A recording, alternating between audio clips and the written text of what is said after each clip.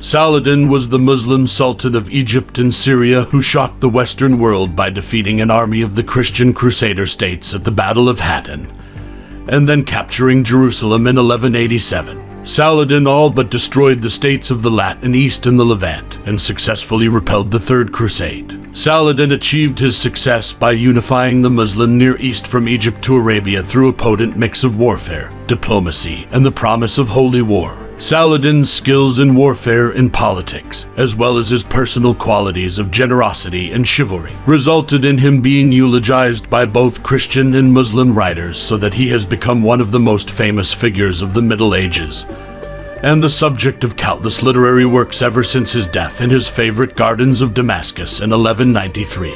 Early career. Saladin, whose full name was al-Malik al-Nasir Salah al-Din al-Din al-Muzaffar Yusuf ibn Ayyub ibn Shadi al-Kurdi, the son of Ayub, a displaced Kurdish mercenary, was born in 1137 in the castle of Takrit north of Baghdad. Saladin would rise through the ranks of the military, where he gained a reputation as a skilled horseman and a gifted polo player. He followed his uncle Shirkuh on campaign, who conquered Egypt in 1169. Saladin then took over from his relative as the governor of Egypt for Nur ad-Din, independent governor of Aleppo and Edessa, unifying the Muslim world. Saladin, now the Sultan of Egypt, repeated the feat of Nur ad-Din in Syria when he captured Damascus in 1174. Saladin claimed to be the protector of Sunni orthodoxy and his removal of the Shiite Caliph in Cairo.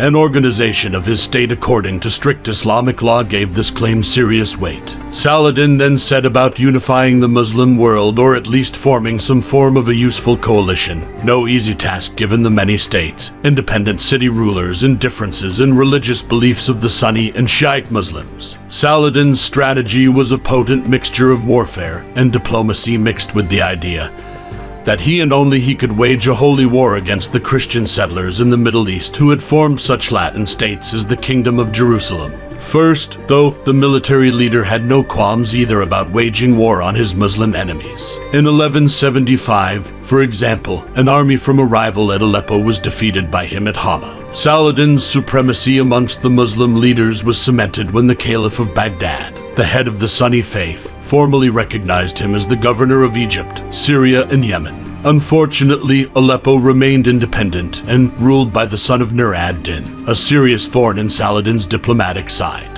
There were more personal risks, too, as twice the Sultan of Egypt survived attempts on his life by the Assassins, a powerful Shiite sect. Saladin responded immediately by attacking the assassin-held castle at Masyaf in Syria and pillaging the surrounding area. Meanwhile, the diplomatic route was also pursued, chiefly in marrying Nur ad-Din's widow, Ismat, also the daughter of the late Damascus ruler Unur. Thus, Saladin handily associated himself with two ruling dynasties at one stroke. Along the way there were setbacks such as the defeat to the Franks, as the western settlers were known, notably at Mont Gisard in 1177, but victories in 1179 at Marjayan and the capture of a large fortress on the River Jordan illustrated Saladin's intent to rid the Middle East completely of the Westerners. Also helpful to Saladin was his growing reputation for justice and generosity, and Saladin's own carefully cultivated image as the defender of Islam against rival faiths, especially Christianity. Saladin's position was further strengthened in May 1183 when he captured Aleppo, and by his prudent buildup of a very useful Egyptian naval fleet. By 1185, Saladin controlled Mosul, and a treaty was signed with the Byzantine Empire against their mutual enemy the Seljuks. He could now move on the Latin states safe in the knowledge that his own borders were secure. With the Franks distracted over conflicts of succession and the issue of who ruled the Kingdom of Jerusalem, the time for Saladin to strike was now. In April 1187, the Franks' castle of Kerak was attacked. A force commanded by Saladin's son, Alafdal, moved towards Acre, and Saladin himself gathered together a huge army composed of troops from Egypt, Syria, Aleppo, and Jazira. The Franks gathered their forces in response, and the two armies met at Hattin, the Franks on their way to Tiberias to relieve Saladin's siege there. Battle of Hattin in Jerusalem. The Battle of Hattin began on the 3rd of July 1187 when Saladin's mounted archers continuously attacked. and retreated, providing a continuous harassment of the marching Franks. As one Muslim historian put it, the arrows plunged into them, transforming their lions into hedgehogs. The next day, a more substantial engagement ensued. Saladin was able to field some 20,000 troops at Hattin. The Franks were under the leadership of Guy of Lusignan, king of the Kingdom of Jerusalem, and could field around 15,000 infantry and 1,300 knights. The Franks were outnumbered and seriously short of water, while the Muslim army, with plentiful supplies thanks to their camel trains, set fire to the dry grass and brush to pique the enemy's thirst even further. The Franks' formation broke up with the infantry in disarray, and no longer providing the usual protective ring for the heavy cavalry. A cavalry force led by Raymond of Tripoli did break through the Muslim lines, but for the remainder of the army there was to be no escape, and Saladin won a resounding victory against the largest army the Franks had ever assembled. In a typical magnanimous gesture, Saladin offered the now captive Guy an iced sherbet. Some nobles were freed on the production of a ransom, as was typical of medieval warfare, including Guy. Others were less fortunate. Reynold of Chatillon, the Prince of Antioch,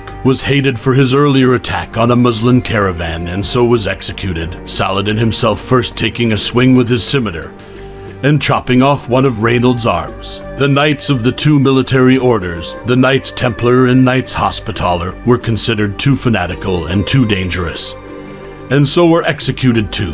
The rest of the captives were sold into slavery. In September 1187, Jerusalem, now almost totally undefended and a hugely symbolic prize for both sides, was captured by Saladin. Once again, a mass slaughter of the city's Christians was resisted, and most were either ransomed or made slaves. Eastern Christians were permitted to remain in the city, although all of the churches except the Holy Sepulchre were converted into mosque. Other important cities had already fallen under Saladin's rule, and these included Acre, Tiberias, Caesarea, Nazareth, and Jaffa. Indeed, the only significant city still in Western hands in the Middle East was Tyre. With the victory at Hattin, the capture of the Franks' holiest relic, the True Cross, and the fall of the holy city of Jerusalem, Saladin's heroic status was confirmed. The Sultan was active in spreading his reputation, even employing 2 official biographers to record his deeds. So, 2 religious and educational institutions were supported, and their works extolled the virtues of their patron. The Sultan was known for his love of poetry, hunting, and gardens. His generosity, in particular to his kinsmen who governed the provinces of his empire, was famed too.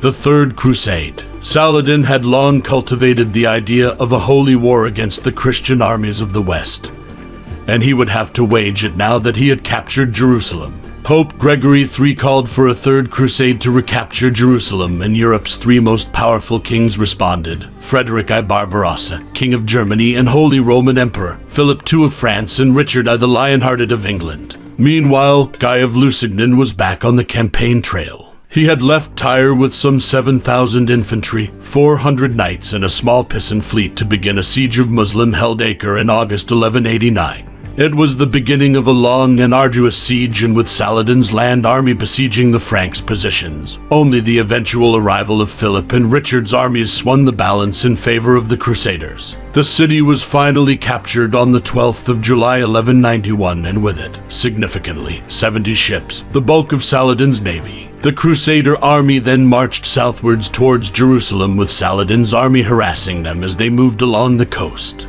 Then a full-scale battle broke out on the plain of Arsuf on the 7th of September 1191. The Crusaders won the day, but the Muslim losses were not substantial, Saladin having had no choice but to withdraw to the relative safety of the forest which bordered the plain. Although neither Acre or Arsuf had done any serious damage to Saladin's army, the 2 defeats in quick succession, and then the loss of Jaffa to Richard I in August 1192, did cumulatively damage Saladin's military reputation amongst his contemporaries. Criticism of Saladin's strategy. Saladin was frequently criticized by rival Muslim leaders for being too cautious when direct attacks on Tyre would have denied the Crusaders a crucial beachhead, and similarly for not engaging Guy's army before he even reached Acre, or the Crusader army on its arrival at the siege. All of these moves might have proved decisive, This was, though, to criticize with the benefit of hindsight, and it ignores what were the commonly established rules of warfare of the period in the whole region.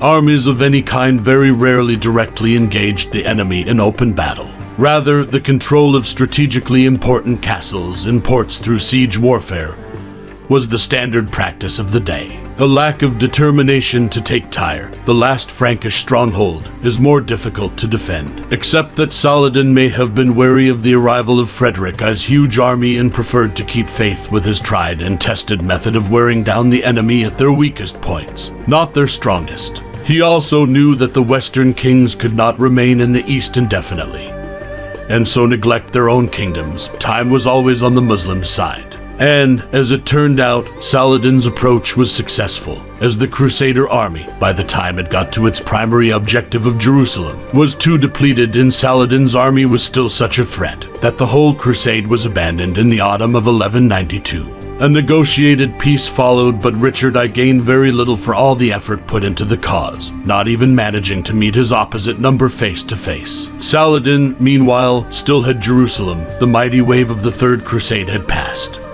and his empire was intact. Death and legacy. Saladin was unable to profit from the Crusaders' departure because he died soon after in Damascus on the 4th of March 1193. He was only 55 or 56 years old and most likely died from the sheer physical toll of decades spent on campaign. The fragile and often volatile Muslim coalition quickly disintegrated once their great leader had died. 3 of Saladin's sons each took control of Egypt, Damascus, and Aleppo respectively, while other relations and emirs squabbled for the remainders. Saladin did leave a lasting legacy, as he founded the Ayyubid dynasty, which ruled until 1250 in Egypt and 1260 in Syria, in both cases to be overthrown by the Mamluks. Saladin also left a legacy in literature, both Muslim and Christian. Indeed, it is somewhat ironic that the Muslim leader became one of the great exemplars of chivalry in 13th century European literature. Much has been written about the Sultan during his own lifetime and since, but the fact that an appreciation for his diplomacy